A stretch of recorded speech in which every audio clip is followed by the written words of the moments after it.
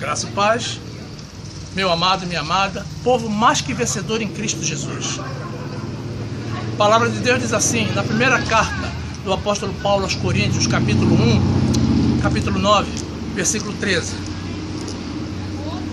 Não sabeis, vós, que os que administram o que é sagrado comem do que é do templo?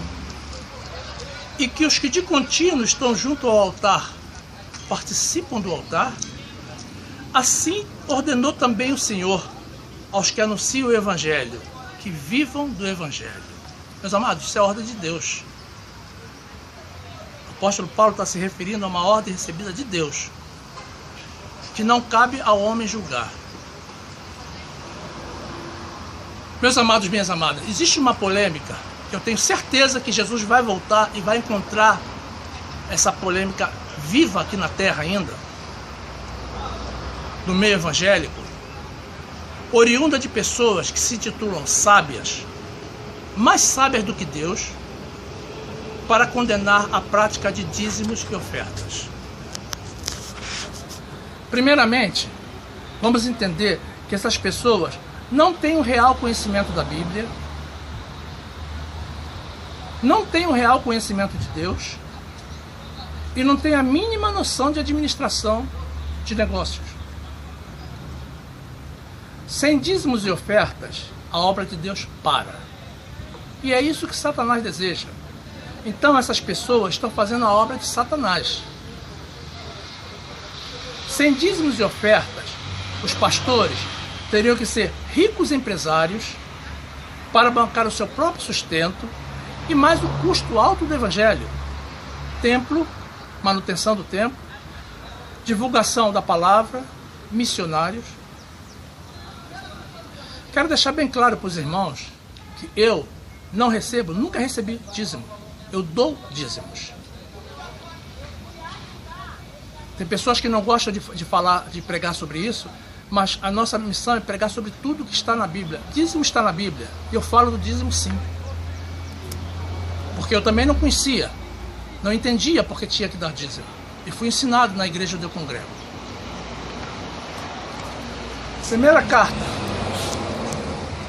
aos Coríntios, do apóstolo Paulo, capítulo 9, versículo 1, ele diz assim: não sou eu apóstolo? Não sou livre? Não vi eu a Jesus Cristo, Senhor nosso? Não sois vós a minha obra no Senhor? Não temos nós direito de comer e beber? Não temos nós direito de levar conosco uma esposa crente, como também os demais apóstolos e os irmãos do Senhor e Cefas? Ou só eu e Barnabé não temos direito de deixar de trabalhar? Quem jamais milita à sua própria custa? Quem planta a vinha e não come do fruto? Ou quem apacenta o gado e não se alimenta do leite do gado? O apóstolo Paulo, meus amados, padeceu muito e passou fome para poder pregar o Evangelho. Mas seria isso justo? É isso mesmo que Deus quer? Primeira carta do apóstolo Paulo aos Coríntios, capítulo 9, versículo 11, ele diz: se nós vos semeamos as coisas espirituais, será muito que de vós recolhamos as carnais? Se outros participam deste poder sobre vós, por que não, e mais justamente nós? Mas nós não usamos desse direito. Antes, suportamos tudo para não pormos impedimento algum ao Evangelho de Cristo. Meus amados, Paulo esclarece que era um direito concedido por Deus dele ser bancado pelos coríntios. E ele não aceitou. Passou fome. Os principais argumentos dos que condenam os dízimos e ofertas são os seguintes: a lei foi abolida pela graça, então o dízimo foi abolido. Vamos ver se é assim mesmo? Primeiramente, o dízimo não foi instituído com a lei de Moisés, vamos deixar claro. Tampouco as ofertas. Desafio qualquer um a me mostrar onde Deus aboliu o dízimo. Livro de Gênesis, capítulo 14, versículo 20, diz assim: e bendito seja o Deus Altíssimo, que entregou os teus inimigos nas tuas mãos, e Abraão deu-lhe o dízimo de tudo. Olha só, na época de Abraão foi o primeiro dizimista. Eu ouvi uma pessoa falando assim: Abraão deu o dízimo uma vez. Onde é que está escrito isso na Bíblia? A minha Bíblia não está. A minha Bíblia diz que Abraão deu-lhe o dízimo de tudo. Livro de Gênesis, capítulo 4, versículo 3, diz assim: e aconteceu ao cabo de dias que Caim trouxe do fruto da terra uma oferta ao Senhor. E Abel também trouxe dos primogênitos das suas ovelhas e da sua gordura, e atentou o Senhor para Abel e para a sua oferta.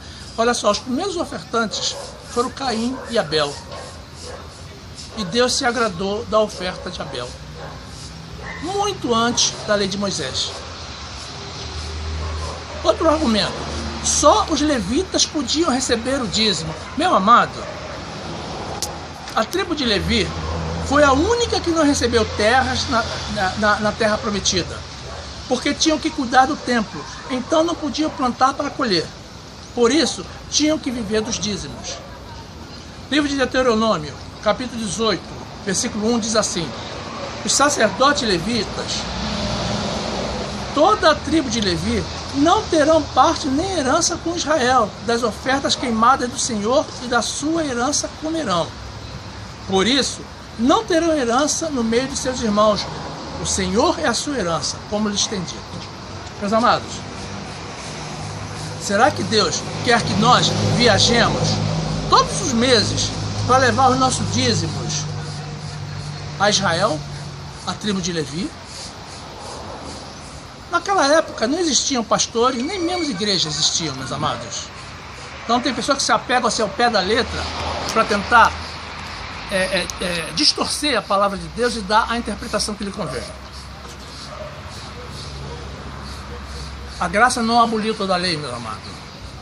A lei moral e cerimonial, por exemplo, não mudaram. Você tem direito de matar, de maltratar pai e mãe, de não cultuar mais o Senhor. Outro argumento: os pastores fazem mau uso dos dízimos.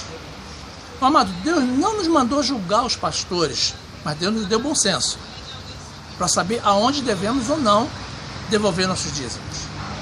Mas Deus nos mandou devolver os dízimos, e o pastor vai ter que prestar conta ao Senhor do uso que ele faz dos dízimos, e nós vamos ter que prestar conta se nós obedecemos ao Senhor ou não devolvendo os dízimos. Meu amado, eu sinto a alegria de poder devolver parte daquilo que recebo de Deus. Por quê? Porque todas as minhas coisas provêm dele. É uma gratidão, um ato de gratidão.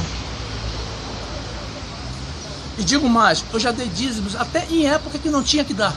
Em época de vacas magras, meus amados. Eu dava e dava com alegria. E é por isso também que Deus me ama. Você quer ver?